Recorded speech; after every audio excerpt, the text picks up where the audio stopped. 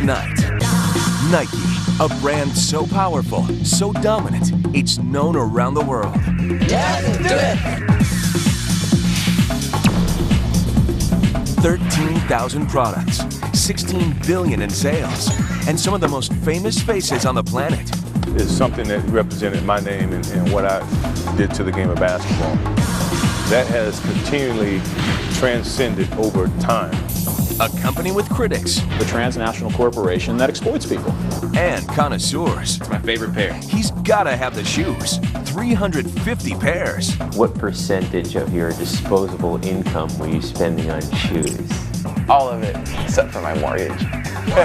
It all started with a waffle iron and a college jock with an idea. And did you really think you could implement it? Yeah, I was too dumb to know better. And now, in the design studio, on the factory floor, and behind the latest blockbuster, CNBC presents Swoosh Inside Nike. From the Nike Town store in New York City, here's correspondent Darren Ravel. Good evening. This is one of Nike's showcase stores, where the world's most powerful athletic shoe and apparel company displays its wares. It looks a little like a museum, which is fitting for a company that's turned its brand into a cultural icon. It all started with a few guys selling track shoes out of their cars. Over the years, Nike has pioneered the use of cheap foreign labor and provoked attacks from critics. It's produced groundbreaking advertising and spent a fortune paying celebrity athletes to create a mystique for its label. Today, the company is secretive, a bit mysterious, and wildly successful. Nice and close together, yeah. There we go. It's everything you'd expect of a movie premiere.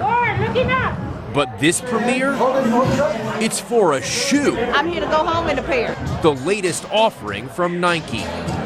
Nike has this business of buzz down to a science.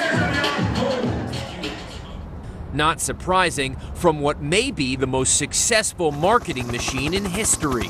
A juggernaut that began with Nike's signature Air Jordan and continued for 22 more versions. The shoe that has become a part of Michael Jordan's legacy. Why do people buy Air Jordans? Why did they buy them then, and why do they buy them now? It's something that represented my name and what I did to the game of basketball. That has continually transcended over time. It's no wonder that Nike named a building after Jordan. In 2007, the Jordan brand, now a separate Nike subsidiary, grossed about $800 million, just $100 million less than the entire company was pulling in when they signed him 23 years earlier. No one knows just how much Jordan did for Nike better than Nike founder Phil Knight, who talked to us in his trademark sunglasses. So what did Jordan mean? Jordan was huge and still is. He became ultimately probably the greatest basketball player of all time and set the tone for what became not just a great endorsement, but has now become a brand. Michael Jordan's last game was in 2003, and yet Jordan brand sales keep growing. Brand Jordan today sells about twice as much product around the world as when he was playing. It almost didn't happen. When Jordan left the University of North Carolina in 1984, he was leaning heavily towards signing with Nike's arch-rival, Adidas. The thing is, I never wore Nike shoes until I signed a Nike contract. All through college, we wore Converse. And up to that point, my favorite shoe was an Adidas shoe. These are special. It was Nike's basketball talent scout, Sonny Vaccaro, who convinced insiders they should spend everything they had to sign Jordan. I said, well, what do we have? And we have about $500,000 to spend, you know. And I said, well, give it all to the kid, give it all to Jordan. And they said, well, we don't have to give him all of it. I said, no, if it takes giving him all, give it to Michael Jordan. Nike made the bet, $500,000. At the time, an unheard of price for an endorsement deal, especially for someone who had yet to play a minute in the NBA. We knew it would be good. We paid him the most money we could afford, and we overpaid, according to the other companies, you know, for someone who wasn't a proven commodity. But to Nike's credit, they did the right thing, and it caught fire. And this kid caught fire, and this sucker was good. Nike also offered Jordan his own signature shoe line, a promise Adidas wouldn't match. It didn't feel like it was worth it, which in hindsight is perfect for me because it made my decision that much easier, and I ended up with Nike, and it became a great relationship. People wanted the shoes worn by the kid who could fly through the air and was averaging 28 points a game. Sales moved almost as fast as he did. It was like an election night. Like, who's buying what? Oh my God, they sold 100 pair of shoes in Pittsburgh yesterday. They sold 400 pair in New York City. That's the way it was, like an election day count. Since 1988, most Air Jordans have sprung from the creative partnership of Jordan and this man, former architect turned shoe designer Tinker Hatfield. Where he has been really good over the years is he always asks the question, will the best players in the world be able to play in this shoe? Will I be able to play in this shoe? It ultimately boils down to what I call the romance of trying to draw out something unique from the athlete, from the personality, and from the relationship. He called it a romance between you two. Why do people kind of relate to that? Well, it's like a romance. Once you fall in love, it's hard not to fall in love with the person that brings you the most joy. I mean, it was like a marriage in the sense that he knew what I was thinking a lot of times. I knew what he was thinking a lot of times. Designing an Air Jordan often begins with a simple idea. The 11 was Jordan's tribute to formal wear. When he pushed Hatfield for a toe piece so shiny, it looked like patent leather. You just wait, he said.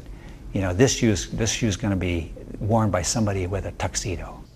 Someone's going to be in a tuxedo wearing this shoe somewhere. And lo and behold, I think it was American Music Awards. Boyz II Men. Boyz II Men. Had a tuxedo on. And you had nothing to do with it. Nothing at all. It had nothing to do with them at all. But along with the style and popularity of the Air Jordans came an industry-high price tag of more than $100 a pair. In the late 1980s, there were muggings, even murders over the shoes.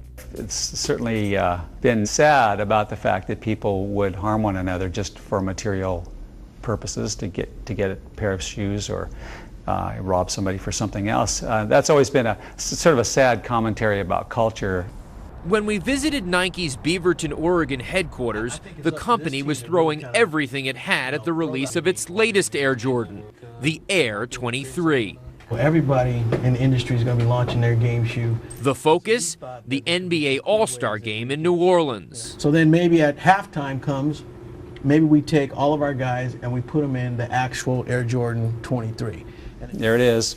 Hatfield gave us an advance look. And I see a fingerprint. That's Michael's thumbprint, slightly modified so that no one could actually use his thumbprint for anything. Ooh, that's smart by you. Okay, what do we have here? We were inspired by fine craftsmanship in Italy and in France. And we really wanted this shoe to be the ultimate in the whole hand-sewn idea. Hand-sewn. We're using earth-friendly materials and removing a lot of adhesives from the shoe so that it's actually held together more by the stitching than it is by glue. Personally, I think it's the most beautiful product that I've ever worked on. This was the scene outside a New York City shoe store in 25-degree weather. Customers eagerly awaiting the new sneaker's limited release. Some had been in line for 5 days. If you want to get your hands on them, that's what you got to do. So how long can this go on? How long can Jordan and Nike continue to create the most successful shoes in all of sports? I look forward to it lasting another 23 years. Jordan 46 is going to be great. Could be. Could be. Coming up, how a ragtag group of college jocks used grit, marketing genius, and a little luck to dominate an entire industry. I think that unnerves some people because we're very powerful, we're very successful, very smart. The birth of an empire when Swoosh Inside Nike returns.